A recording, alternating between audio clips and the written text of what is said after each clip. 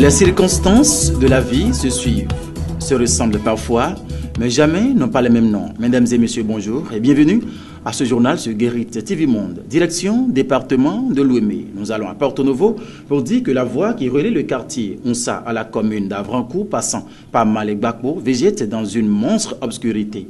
Un état de choses qui vient s'ajouter à l'état de dégradation très avancé de cette voie qui expose les populations au risque d'insécurité. Reportage. Difficile de circuler en toute sécurité la nuit sur l'axe routier menant du quartier Roussa vers le village Malek Bakbo dans la commune d'Avrancourt. Outre l'état de dégradation avancé dans lequel végète cette voie, elle reste non électrifiée. C'est dans l'obscurité, nous sommes ici à Malek Bakbo. Les poteaux électriques sont disposés, mais les lampadaires ne sont pas fonctionnels. C'est pour la forme. Nous enregistrons souvent des cas d'agression, de viol, de vol de moto, de voitures, etc. À partir de 20 h déjà, personne ne prend passer. Celui ou celle qui maîtrise la voie qui peut passer la nuit. Les multiples appels des riverains à l'endroit des autorités locales et centrales sont restés vains. Désespérés, ils crient à nouveau. Nous invitons le maire de la commune d'Avrancourt et ses collaborateurs à venir à notre secours. Nous souffrons de trop. Je lance toujours l'appel à notre autorité, surtout au maire. Parce que quand on est là, on ne se fait pas que je suis de la mouvance, je suis de l'opposition. C'est-à-dire, on se met toujours dans le pas pour en bénéficier de toutes les ressources qu'il faut. Électrifier l'axe routier Roussa Malek Bakbo serait salutaire pour les habitants de cette localité et la prompte réaction des autorités locales est vivement attendue. Alors, Eugène Lonéon, maire de la commune d'Avrancourt, est donc attendu pour soulager les populations. Nous restons toujours à Porto Novo, cette fois-ci, mesdames et messieurs. Les multiples descentes de l'antenne régionale Ouémé Plateau de Guérit TV Monde à la piscine municipale de Wando ont fini par porter leurs fruits. Et c'est ce que nous dit Godfried Segla et Kabiru Adjadi dans cet élément que nous vous invitons à suivre. Chose promise, chose due. La réfection de la piscine municipale de Wando est effective.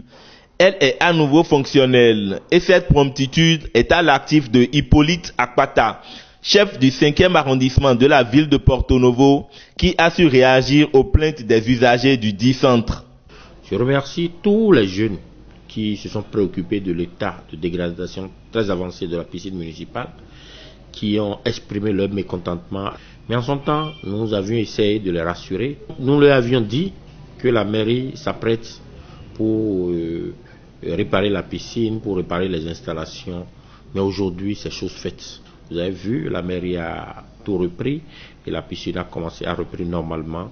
Je ne peux que dire merci à tout le monde. Les installations sont réaménagées et les dispositions prises pour leur entretien efficace. Les portes sont désormais ouvertes au public. Ils vont commencer par utiliser et faire leur sport, parce que c'est un sport compris, ça guérit beaucoup de maladies. Je voudrais demander maintenant aux jeunes de venir massivement faire leur sport ou leur distraction là. C'est une piscine municipale, c'est pour toute la ville de Porto Novo, pourquoi pas pour toute la nation béninoise. Les vacances s'annoncent donc belles pour les jeunes de la ville de Porto Novo. Retour à Cotonou à présent, mesdames et messieurs, nous parlons de la sécurité routière.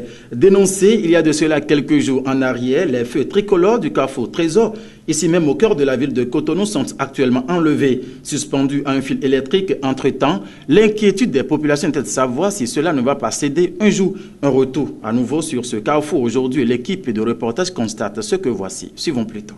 Il y a de cela quelques jours en arrière, on observait à cet endroit un véritable piège à hommes.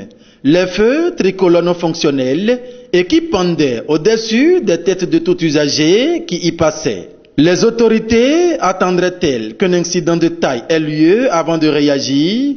L'on ne saurait le dire.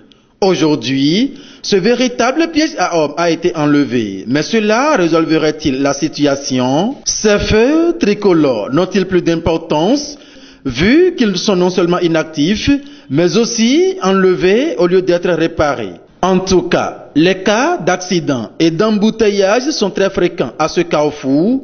À en croire, les populations et les autorités concernées doivent réagir au plus tôt, car ça va de l'intérêt de tous. Dernier élément dans ce journal, mesdames et messieurs, nous nous rendons tout de suite à Parakou pour dire que la hausse du prix au niveau des postes de péage sur toute l'étendue du territoire national continue toujours d'alimenter l'actualité. Les populations de la cité des Kobourou, nous sommes donc à Parakou, se prononcent ici et c'est à travers un micro-trottoir. Suivons plutôt. L'augmentation là, on quitte Parakou pour Malanville aujourd'hui, maintenant on doit payer encore 1000 francs. Payer 1000 francs. Aller comme retour, alors que dans la journée tu peux faire au moins un voyage, tu vas aller et tu reviens encore dans la journée. Donc dans la journée maintenant, ça va faire 2000 que tu dois payer, ça c'est déjà trop. Comme même maintenant les passagers aussi peuvent payer.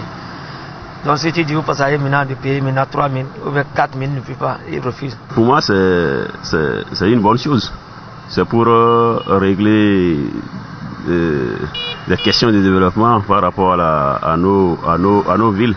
Puisqu'on ne peut pas demander une chose et ils sont contraires, on ne pourrait pas demander de laisser les choses comme ça alors que nous-mêmes nous savons toute l'ambition que constitue le PAG. Et tout le monde sait qu'actuellement, tous les investissements venant de l'extérieur, tout se sert et chacun doit, pour être indépendant, doit lui-même trouver des solutions pour financer sa propre politique. Nous sommes les chauffeurs de Parakou, de Boyko à Parakou. Mais les tarifs de pont péage là qu'ils ont dit là, ça ne nous arrange pas. Au lieu de 500 et ces 1000 francs là, ça ne nous arrange pas. Ils n'ont qu'à nous faire tout possible pour nous laisser ça à 500, que là, nous tous, on serait à l'aise. Et ce sera tout pour ce journal sur Guérit TV Monde, mesdames et messieurs. Merci de nous avoir suivis, toute l'équipe de préparation. Porto Novo, Parakou, Cotonou, Stéphanie, Redo Kengbe, Oceanazo était donc à l'édition. Merci à Wilfried Wosuga qui était à la réalisation, sans oublier la coordination technique de Roland Avagbo. On se donne rendez-vous demain pour une nouvelle édition sur Guérit TV Monde. Bon appétit à chacun et à tous. Au revoir.